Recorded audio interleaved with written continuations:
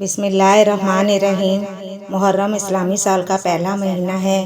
اس ماہ کو محرم الحرام اس لیے کہتے ہیں، اس میں جنگ و قتال حرام ہے۔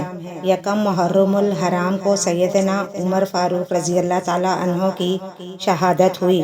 10 تاریخ کو واقعہ کربلا پیش آیا، جس میں نواسۂ رسول صلی اللہ علیہ وآلہ وسلم سیدنا امام حسین رضی اللہ تعالیٰ عنہ نے جام شہادت نوش فرمائی۔ محرم کی 10ویں تاریخ کو عاشوراء کہا جاتا ہے، جس کے معنی ہیں 10واں دن۔ یہ دن اللہ تعالیٰ کی خاص رحمت اور برکت کا حامل ہے۔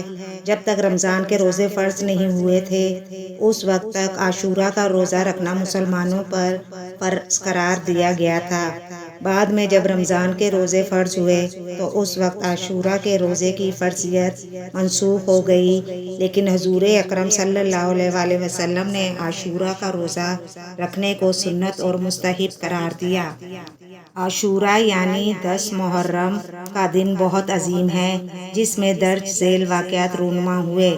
حضرت آدم علیہ السلام کی توبہ قبول ہوئی، حضرت یونس علیہ السلام کی قوم کی توبہ قبول ہوئی، حضرت عیسیٰ علیہ السلام کی پیدائش ہوئی، حضرت ابراہیم علیہ السلام پیدا ہوئے، بنی اسرائیل کے لیے دریا پھاڑا گیا، حضرت یوسف علیہ السلام کو قید سے رہائی ملی، حضرت یونس علیہ السلام کو مچھلی کے پیٹ سے نجات ملی، حضرت یعقوب علیہ السلام نے بیماری سے نجات پائی، حضرت سلمان علیہ السلام کو بادشاہت عطا ہوئی، حضرت یعقوب کی بینائی واپس آئی، حضرت موسیٰ پیدا ہوئے، آسمان سے پہلی بارش ہوئی۔